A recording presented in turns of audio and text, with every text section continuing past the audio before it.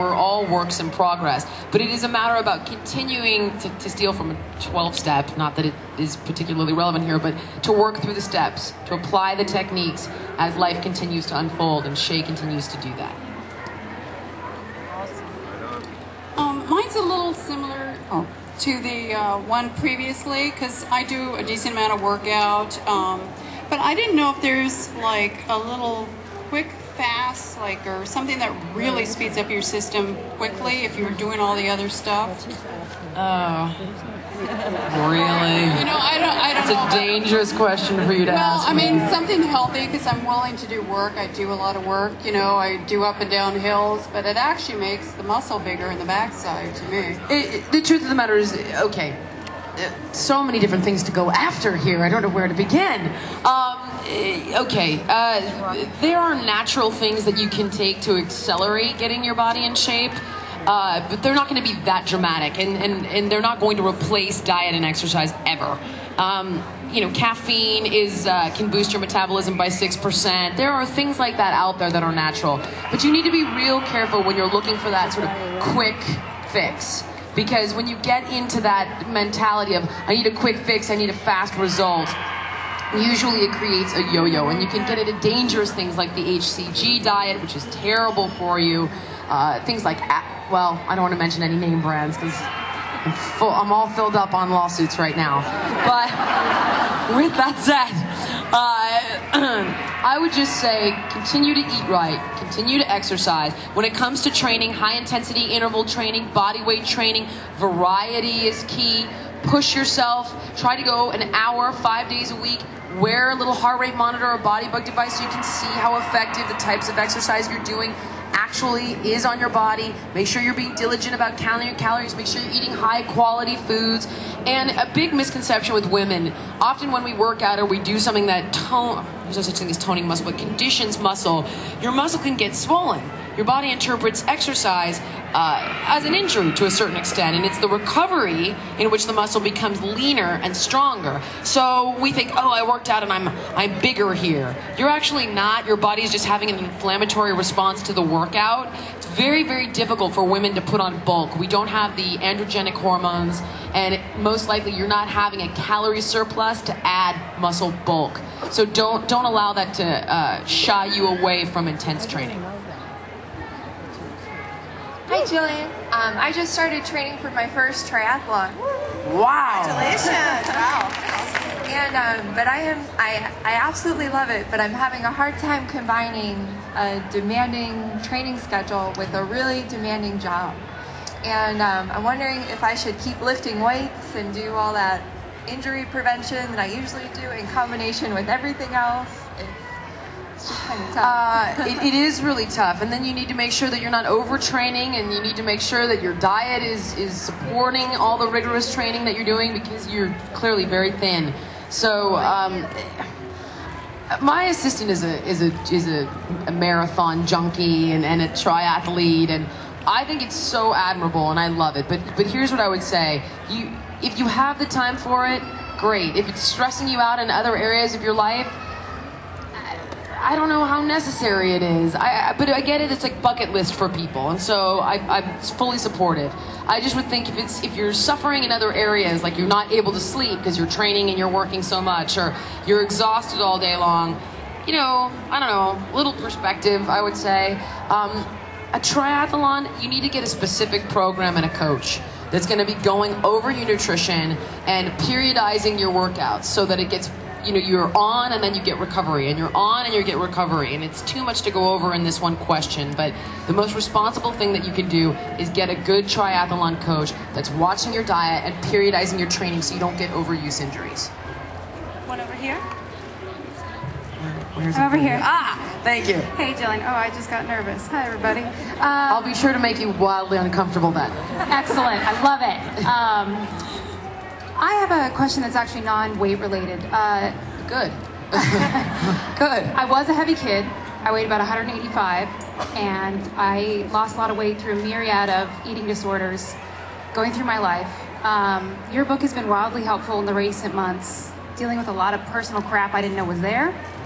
Thank you. Yeah. Going forward, a couple months ago, I got my certification to teach yoga. And my goal is to teach in eating disorder clinics and recovery centers. My question is, I've already had trouble with a lot of people taking on their pain because they're going through such horrible things, and I understand that because I've been there. How do you personally, because you deal with some people with some really nasty stuff, keep yourself strong to deal and help them? You know, quite honestly, my mom would actually be able to best answer this for you, and she happens to be in the audience. Mom, get up here. My mom is an analyst, and she deals with this all the time.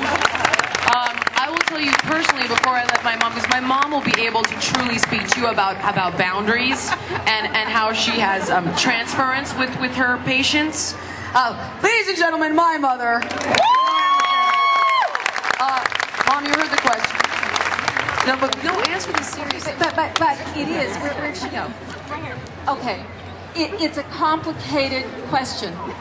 And so it's a rather complicated answer. But what I'm going to say to you is, yes, in order to be helpful, you do have to feel the pain of the person you're working with. That's right. You have to sort of know that it's their pain, but they need to see that you can feel what they're feeling and that you can tolerate it so that they know they can tolerate it. We can't get rid of our pain. There's no such thing as that. But we can learn to tolerate it so that we manage our feelings instead of our feelings managing us. Having said that, then what you need to do, you need to pull back and be separate.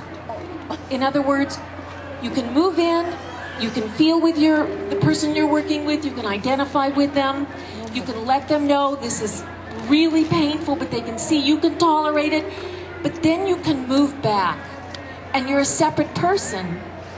And then you can move back and experience yourself as a separate person while still being connected with them. Does that make any sense? Yeah. Is that helpful?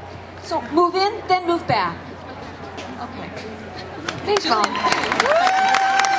Now you know where I've grown up with this for 30-something years. I'm going, and she walks off the stage. Thanks, Mom. It sounds like your mom touched on something that you write about quite a bit in the book, about changing the meaning, reframing your issue. Yes. To change the meaning. Talk a little Well, bit about there's a couple of different ways of approaching this. There's a technique called cognitive reappraisal, where you know, which is kind of surface stuff, where you look at, okay, I don't like broccoli and I don't like treadmill. I use these examples. Like I don't love working out and I don't like eating steamed vegetables. But when I think, okay, what are these behaviors affording me? Well, I do like skinny jeans. I do want to see my grandchildren's children, great-grandchildren. I do want to wear, a bikini when I'm 50, whatever it might be. That's cognitive reappraisal. That's where you're redefining a behavior that you think is unpleasant in the moment, and you realize all the positive benefits it has, and you gain that perspective, and it allows you in the moment to move through an impulsive choice. It's like, well, of course I'm going to want a bagel with cream cheese versus egg whites. Who wouldn't? But when you redefine the situation, you're going to say, okay, I want all the things the egg whites are going to afford me. Heart health, blah, blah, blah. Now, on a deeper level, bringing meaning to a tragedy, that's a whole different conversation. And there was a therapist, my mom actually, of course, turned me onto this book, Viktor Frankl's book. If you tell the story, I'm going to start crying. Is that unbelievable? The story about the husband and the wife? Tell him, I'll just start crying here. So in this book, Viktor Frankl was a Holocaust survivor, and he was one of the fathers of modern psychotherapy. Existentialism. Thanks, Mom. Okay, I'm getting my pointers. So he wrote this book called Man's Search for Meaning. This man was a Holocaust survivor. He lost his wife. He lost his entire family. And he comes out, of course, of World War II, and he's practicing. And it's like, how did this man, what was it about this man that allowed him to have the resilience to come through this? So a man comes into his office who's just lost his wife, and he's devastated. Utterly devastated, and who wouldn't be?